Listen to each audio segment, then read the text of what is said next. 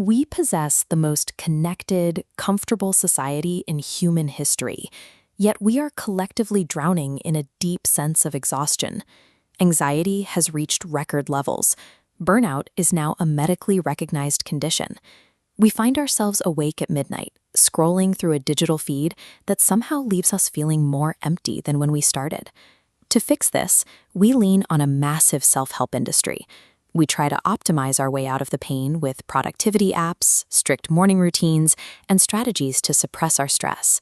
These tools fail because they are designed to treat the symptoms of our psychological chaos.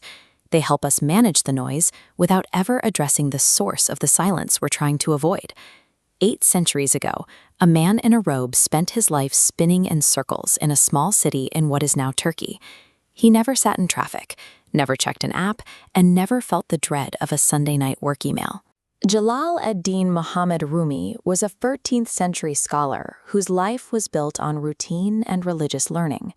Today, he is consistently one of the best-selling poets in the United States, his words shared by millions who feel a sudden, quiet shock of recognition in his verses. Rumi's enduring relevance comes from a specific observation. We suffer because we try to fill internal voids by relentlessly manipulating the external world. We often treat burnout as a scheduling problem, something a better planner or a long vacation can solve. Rumi viewed this exhaustion as chasing the wrong river. You spend years running toward goals that aren't yours, creating friction sleep can't fix.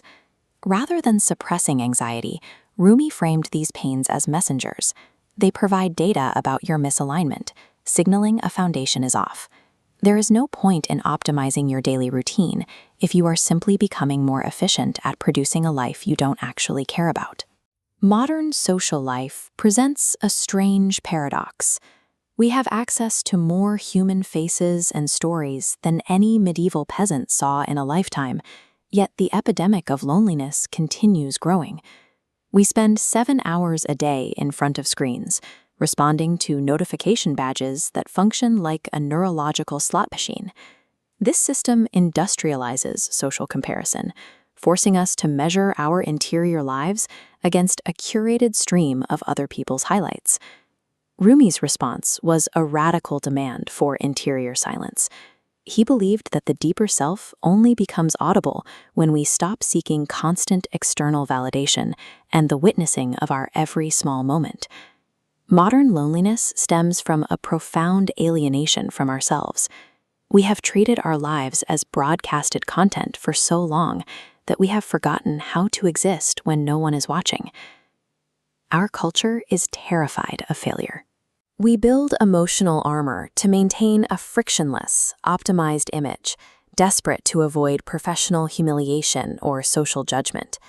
Rumi used the metaphor of medieval metalwork. A mirror is created by removing tarnish through aggressive rubbing.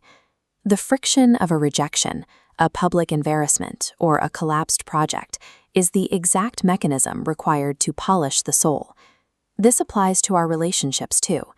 Rumi argued that our real labor lies in dismantling the internal barriers we've built against love, the cynicism and the need for control we use to keep a strategic distance from people. Avoiding friction and vulnerability leaves us with a personality like an unpolished mirror, dim, distorted, and incapable of reflecting a clear version of ourselves or others. The Rumi found on inspirational posters is a sanitized version of a man who was, in reality, significantly more interesting and raw. These whirling dervishes capture the ecstatic shift Rumi underwent in midlife. He was a successful, respected academic until a wandering dervish named Shams shattered his world. When Shams disappeared, Rumi was broken open. He spent the rest of his life trying to understand what he found in the wreckage.